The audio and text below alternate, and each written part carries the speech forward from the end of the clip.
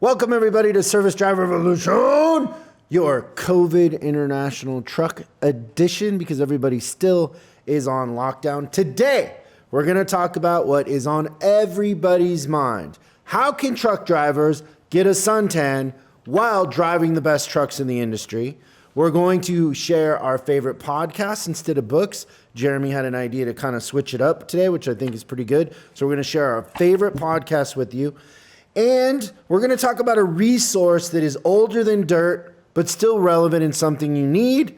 But first, we are going to do an international HR truck insider, what would we call it? The bi-weekly reconnect, where Adam is going to do his managerial role and do his bi-weekly reconnect with Jeremy. And we're going to get to listen in. Jeremy's having a hard time this week, because I know a lot of people out there, like everyday people, are diagnosed with cancer, right? Can be pretty sad. Also, a lot of people have lost family members because of COVID. Or people have COVID. They've been tested and they have COVID and they're worried. And Jeremy has bigger problems than that. And we're going to get to the bottom of it today. We're going to go deep into his emotions. And he's going to really open up and share with us today. So everybody, please welcome Adam and Jeremy to the show. Welcome, gentlemen. Jeremy's having a tough time. I'm excited, Adam, to see your managerial leadership skills here on how you're going to open Jeremy up, sew everything back together, and, put him back better than he was. So just pretend we're not even here, and let's just start the bi-weekly reconnect.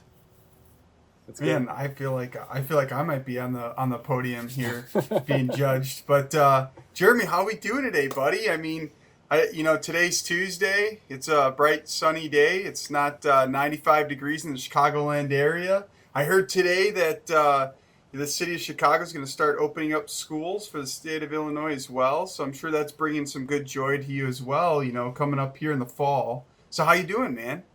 I'm a little down, I'd say, Adam. I'm a little down. A little? Down. He's way down, Adam. I don't know what to tell you. Everywhere I turn, I'm being bullied by large men with beards all the time. And it's bringing me down, man. Are you calling me fat? I'm large men Jeremy, with I'm sorry beards. to What feel does that that way. mean? This could have been How someone can I completely support different. you? How can I support Bro, you, there's Jeremy? not a lot of people with beards in Illinois with 95 degrees, which means the humidity is like 70%, right? You shave your beard in that sort of weather.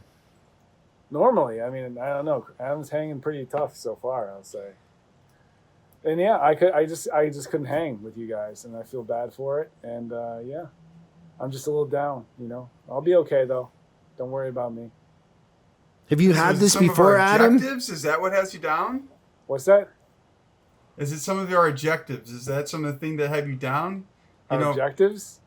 Yeah. Are they a little too steep, or what do we got to do to kind of address some of those? How can I help you, my friend? You know what, honestly, Adam, if you could drive over here and then just talk to me about these bearded men that are just giving me all sorts of trouble. And maybe you can help fix my broken motorcycle. That's the other part. Oh, broken motorcycle. Oh. Can you tell me a little more about that? Ding. I think we got to the heart of the problem. Well, I have a motorcycle that's older than Chris, which is really old. And it's just, I was riding it down the road and it started making some really bad noises and hammering on the left-hand cylinder. And I just don't think that I can fix it for a little while. So I'm essentially grounded now, and I'm really, it's really bugging me. So if you can get down here, bring some tools and some money, and that'd be yeah. So let's recap. It's not that your objectives are too high. No. It's not that you don't love your job and everybody that you work with. It's not that your wife and you aren't having adult time together. Read between the lines. It's not that you don't love your kids and they're not well behaved. It's not that you're not diagnosed with cancer. You don't have COVID, but your problem and the reason why you're projecting this negative energy is that your motorcycle that's 27 years old broke down. Well, you said it was older than me. Broke down. That's it. Yeah, that's it. And like I mentioned, the bullying. You know that there's a lot of people during this lockdown, Jeremy, that have realized that their spouse no longer is a match because they've been locked up with them. They hate their kids. People loathe their kids. A lot of I shouldn't people be have laughing. developed a mental illness like that. They're freaking out. So I'm glad that your problem is very fixable. If you want, what do you want? What do you need for your bike? I'll send it to you. What do you need? A new Oh. water pump? What does it need? Oh, no, I don't need a water. Bikes as old as mine don't have water pumps. Like, What do you need? it's A air chain? What? Is it like a Flintstone one? You need a new pair of tennis shoes so you can paddle along? What do you need? Whatever it is. Adam and I can figure it out. These are problems we can fix. Like Chris, if you Literally said my fix. wife and I no longer are a match, I can't fix that. But if you need a new chain for your motorcycle, it's on its way. What is it? What is wrong with the motorcycle? You need a soldering iron to fix a wire? What? You're making me sad right now with the things that you're saying. What is wrong with no. the bike? No, the cam went flat. Essentially, the engine needs to be taken apart, looked at, and put back together with new parts. But isn't that kind of the fun of being who you are? Like, you like to take things apart. You like to fix them. You're a mechanic at heart. So isn't this really a blessing? It would be a blessing if I had another motorcycle, but now I don't have any motorcycles, and Well, this should give you some more drive to fix it, right? Yeah, I just really think that perspective here is what's off. It's the opportunity is there. Like the chance can we increase the horsepower by putting in can we bore it out? What can we do? like I mentioned, Chris, it's older than you. There's only so much I can do to it. It's to make it better. It's Okay, why don't we take the metro into the city and why don't we buy ourselves a new bike? I'm afraid that I have an attachment to this one, so I think I'll. Yeah, but you're saying you want a backup. Why don't you go get yourself a newer, younger, hotter model, and then have the older one around too? You can kind of choose your adventure. I think that if I didn't have kids, I could definitely go buy one. But I will say that my children are amazing, but they do consume motorcycle money. So unfortunately, I've got the motorcycle I've got. Could we get your wife on here because she's a great salesperson, and I feel like she could just sell a couple things, and the motorcycle thing would be handled. She desperately wants to talk to you, Chris. She desperately does. I would love it. Can we get her on? Can she be on next time? And we're going to talk about how do we have a second stream of income that provides daddy with a new motorcycle? These are the kind of things I'm good at figuring out. She might say unkind things. So I don't think that that's even more reason to have her on here. To you. So I think we're good with the way we are. Oh, okay. So then what we've established is after we go all the way around the cul-de-sac and we come back, there's really not a problem. In terms of the world falling apart, my motorcycle is a much smaller problem. But still, everything's on the sliding scale. I miss my bike. Okay. Well, I love how it just comes back to the bike. I think you had a great idea, Jeremy, kind of person to have an epiphany. To skip books. You had a great idea to skip books and talk about your favorite podcast. Oh, I'd love to talk about my favorite podcast. Okay, well, you can go. You can certainly go first if you want. Well, my favorite podcast. Well, it hasn't been on for a little while. It's a deep cut, so it hasn't been. I haven't done episodes in a little while, and I don't really know why. But it was this podcast called Business Outlaws. It had this dude named Big Mike, and he was a co-host with some other guy. I don't remember who he was, but they would have amazing business strategies. They'd interview definitely some fringe figures, some businesses that weren't auto in a lot of cases. So they'd talk to the dude that ran Outlaw Circus. They talked to Tim Larkin, who does self-defense. A really good police captain in Las Vegas that talked about community policing. Sasha Larkin.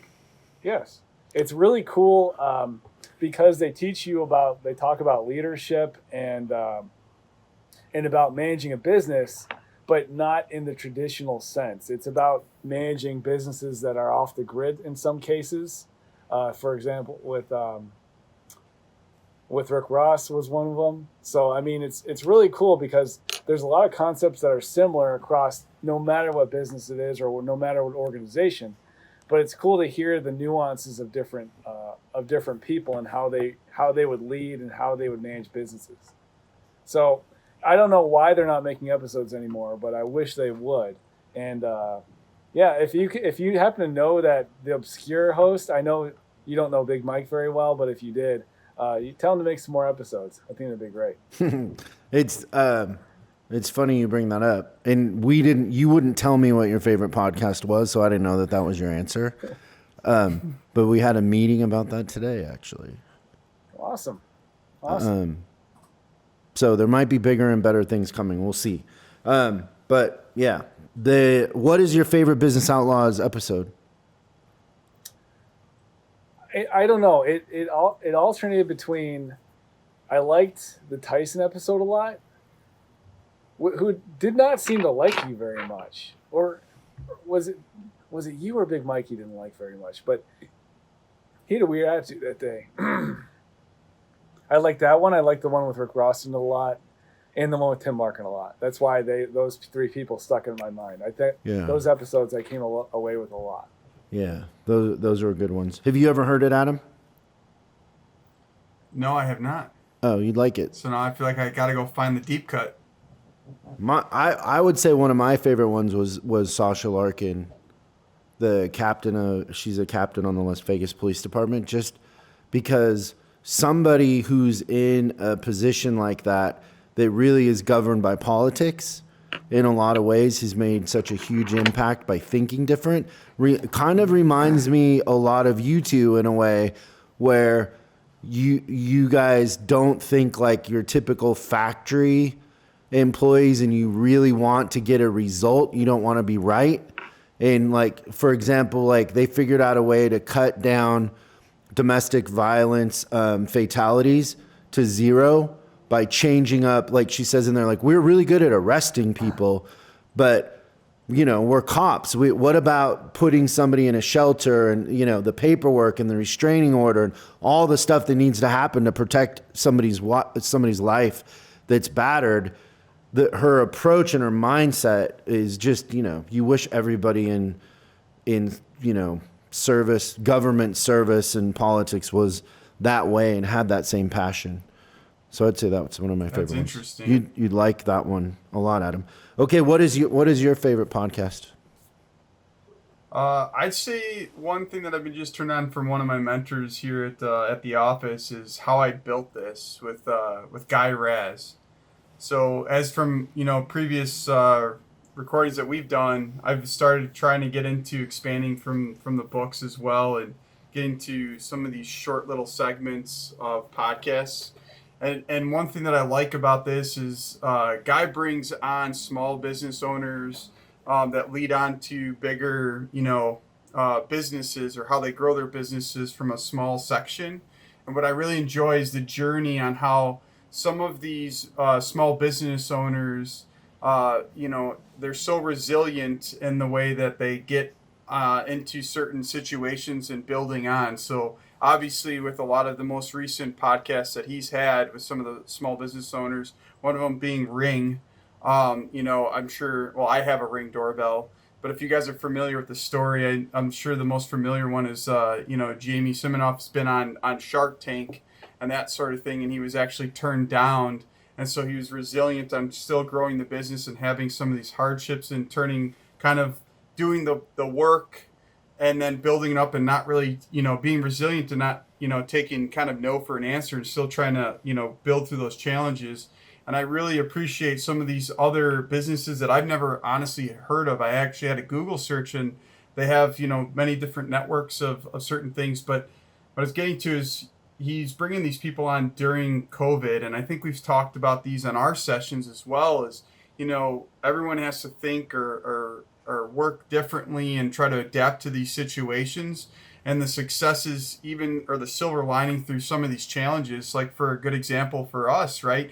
We had all these these service manager training sessions and service experience sessions that were supposed to be face to face, and we had to adapt to our surroundings, going to a more virtual setting, and finding out that those have been successful as well. And that's obviously just a really quick, easy example. But I think some of these other companies that were very big. One of them was a fitness. I think it was like 24-hour fitness. Yeah, has actually gone bankrupt, and they're well known, countrywide. So in this kind of turmoil, there's a lot of things that we just have to think differently and adapt to. And I think it's and a quote unquote beating a dead horse, but it's just kind of interesting insight and seeing the journey. And I think we'll look back at this journey as well. And I also suggest to our service folks, at your locations during this journey, and we're starting to open up things, and we are getting to these points, how can we increase and just do more? So I don't know. That's my podcast. It gets me thinking, but hopefully there's additional things. But if you really get a chance to check it out, check out the one with the ring. I think it's pretty cool. It's only a little over an hour, but it's got a good story. Something simple that Jamie just created with some servos and certain things from like Radio Shack, and now like Ring Doorbell. Look at all the other different companies are trying to mimic that. I think those kind of stories are really cool. Yeah, I think I heard one of those where they had the CEO of Peloton on, right? Was that one of them? He might have. I've just kind of found him out a couple days ago. The one with the fitness one was Sadie Lincoln from Bar 3. That was one that was one of the most recent ones, and that was kind of interesting. But I'm sure you did. I'm sure. Well, you have one of those, don't you, Chris? One of what? The Pelotons. Yeah. Yeah. But I'll check it out. I'm sure those have spiked up through this COVID as well. Yeah. Because no fitness centers are open, man. Yeah. I don't see Jeremy hopping on a Peloton. Do you? What are you trying to say, Chris? He's going to have to now. He doesn't have a bike. Actually, nice. The cost of a Peloton, nice, you could buy a bike. That's the thing that's genius about the Peloton is the monthly is as much as a gym membership, and you got to buy the bike. So it's like you got to buy the gym, then pay them to use the gym. It's a genius business model. Well, something free has no value, right? So. What, Adam? Perceived value, my friend. Yeah, totally. My favorite podcast right now is Broken Records with Malcolm Gladwell and Rick Rubin. Do you know who Rick Rubin is, Adam?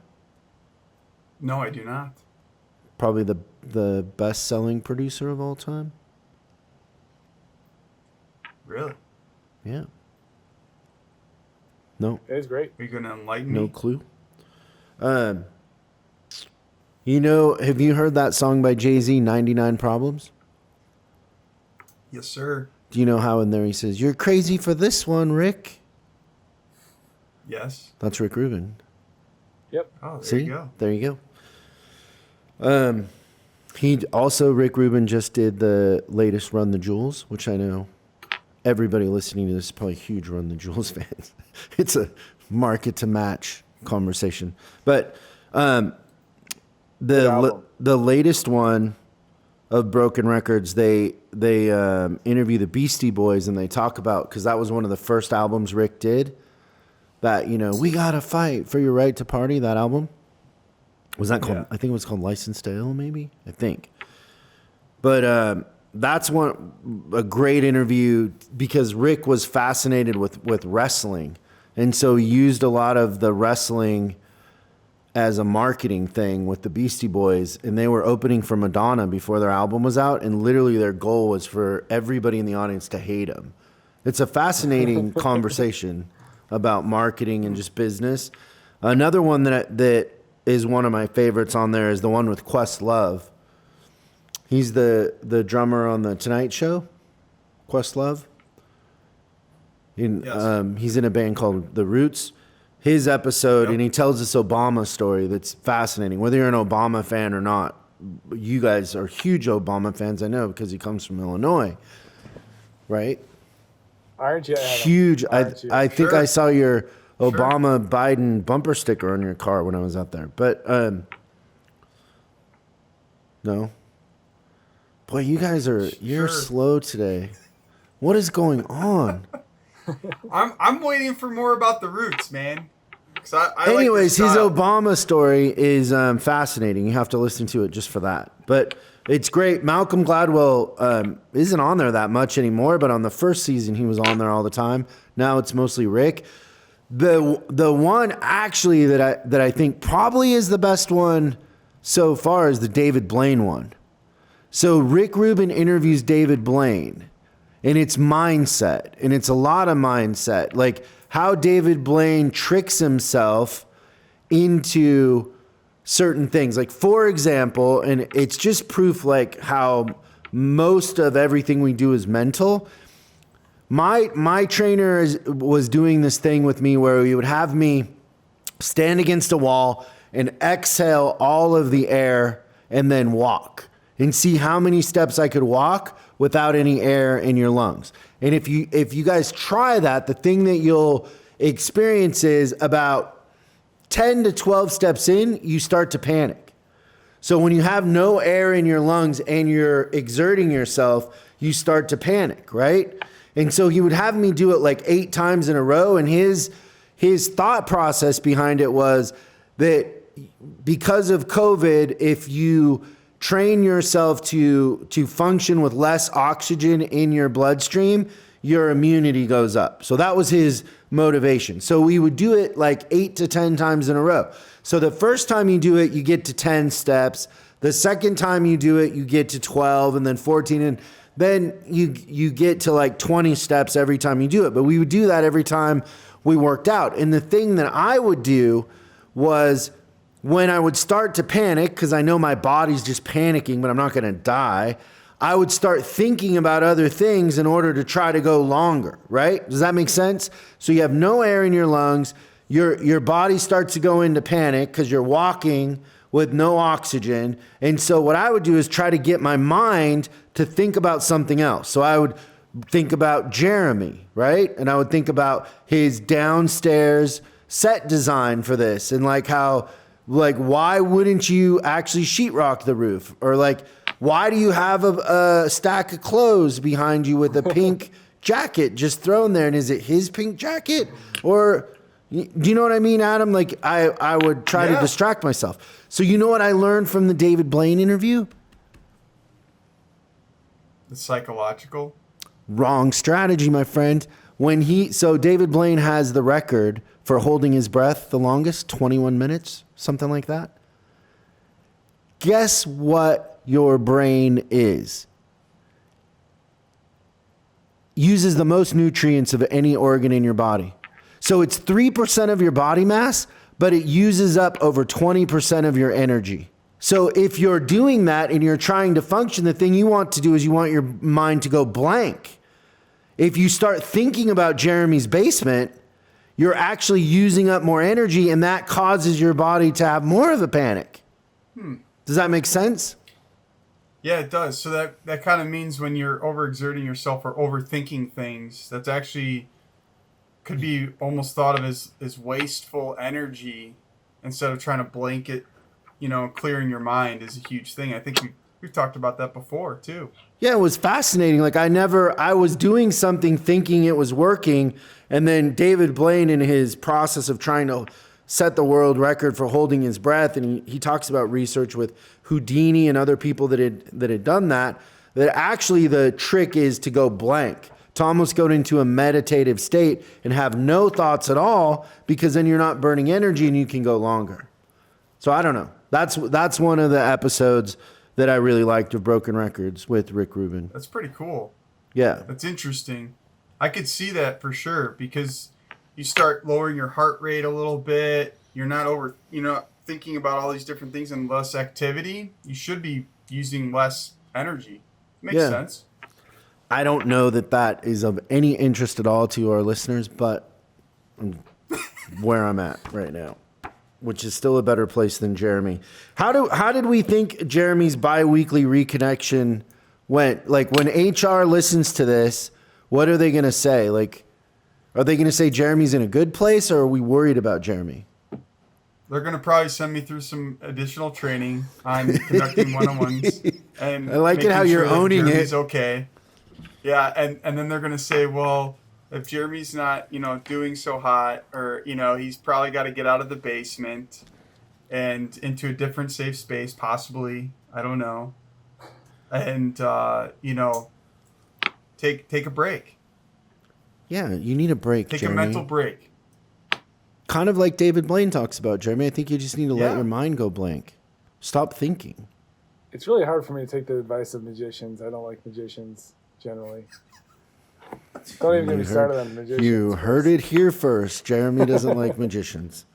Okay, Don't like it. Jeremy, if I was a truck driver, and I wanted to get a tan on the lower part of my body while driving the best trucks available out there, what would I do?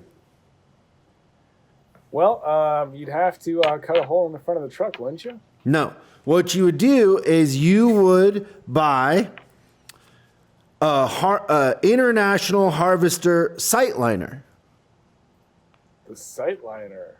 Are they making those still? I can't say that is among our newest product offerings. Nope. I came across this article this morning. International once built a semi-truck with windshields on the floorboard.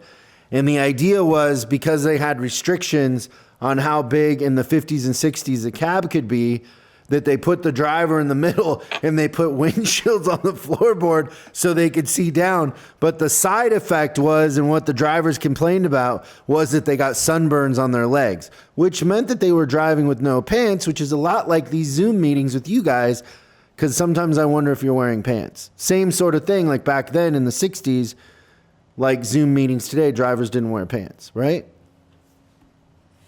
Or shorts. It's a fascinating looking truck, though. We'll put it up on the screen so you can see it, but it's fascinating. It's a cool design. We've seen it in some movies. What movies was it in? Real Steel with Hugh Jackman. I haven't seen that one. It's not Wolverine. It's not Transformers. It's sort of both. I agree. Okay. Yeah, that's a good way. Yeah. Jeremy, tell us about the resource out there that's older than dirt, but still relevant today, that you get asked a lot about, but everybody should know. Well, that's a really good question. And continuing with my theme of deep cuts, we have actually a service development tool website that we came up with years ago. Like, this thing is actually from around 2005. Then you'd want to ask, like, why am I talking about it now? Why are you talking about it now? Because our team cares so much about the outputs, we're actually going to go through this and update it for, this century. But So since 2005, this thing hasn't been updated. nah, no, it has not. Set it and forget it. Yeah, I think we kind of forgot about it a little bit, even our group. But the thing about it is we still get questions from dealerships on, like, what KPI should I be looking for as a service manager? What does my role usually entail? How do I do interviews, performance discussions? All this basic information. It does change, but it doesn't change a whole lot, and it's a good place to start. So if you're a service manager and you want to find out a little bit more about what we recommended in 2005 for how shops should be run, for KPIs, for all that information, it's a really good baseline, and you can find it in the Uptime Resource Center under Service Center. That's where it's at. We will move it to a place that's more visible, but it's one of the outputs of our service manager training is that a lot of dealers have asked us about this kind of basic information, and we want to be able to help. So that's one of the resources we have now, and that's one of the resources we're going to be updating for you as a manager, so that you're able to run your business easier. Nice. That's awesome. I like it. So, anything else, Jeremy, in conclusion that you would like to open up with on your bi-weekly reconnection? Just one last thing. I mean, I would say, when you're improving anything, I think the right attitude to have is to care about the output, less about the process. So when we do the things that we do, even our reconnects and our calls that we do here, the Chris Collins service manager trainings, what we do is, and Chris feels the same way, is we care about the output. What do you need to help you through this time, also to make more money, to make your staff happier, to drive profitability. We care about that output first, and then from there we look at the process. And I think that's really the way everyone should look at everything. Don't be wedded to your process. Be willing to change things because you care about the output. And I think that's really the right attitude to have. Yeah, that's genius. I love that. I love the way you worded that. It's very oddly positive. Well, I perked up a little bit during the session. He's always I like the change in there. See, Adam, it worked. See, Adam, you're like a therapist. You brought it out of him. Okay, now back to. It only took about half an hour. Back to your benchmarks and your deliverables or whatever you call them. Back to work, Jeremy. Key objectives. Reply to the 100 emails waiting in your inbox right now. 70. How many emails do you get a day, Jeremy? A lot. Quite a few. Over 100? Yeah. Probably. Yeah, I do like, us resurfacing this website portion of I really want people to think of these key fundamentals. They really haven't changed, but they've evolved over time. And that's why I think, even though they haven't been updated since, or working on it now, even back in 2005, if we think about, managerial fundamentals and discussions, they've evolved over time, but the core basic principles haven't really changed all that much. So that's what I appreciate. 'Cause when I was out in the field, this is one of the things that I stumbled upon, and we were talking about that the other day, is, how many people truly know where this stuff is at if they haven't been with the company for very long. And I mean, to be quite honest, this site, with all that information, right, Jeremy, it was written and created before we were at the company. So we want to try to put that in front and obviously update it, but put it in front of our service managers and service personnel. And even, to be quite honest, folks, internally within Navistar, so they get a better understanding on how it is for the service developmental tools. And we don't want to update these tools just from us, working in our basements. We want to collaborate as a whole amongst our peers, and especially with our service folks as well. So we're trying to take some of these little nuggets that we get from the service training, and then ultimately so we can improve on the customer's experience. So I think I'm glad we found this. And I think I'm glad that I'm really happy that we're actually putting this up in front. So we're going to be committing to this for sure. Awesome. Well, great show, you guys. We're going to be gone next week, but the week after that, we're going to have Jeremy's wife on, and we're going to start. I think her and I are going to start a GoFundMe for Jeremy to get a motorcycle. So keep your ears and eyes peeled for that. But that should be pretty fun. Thanks, gentlemen. Thanks, everybody. See you again real soon. Bye.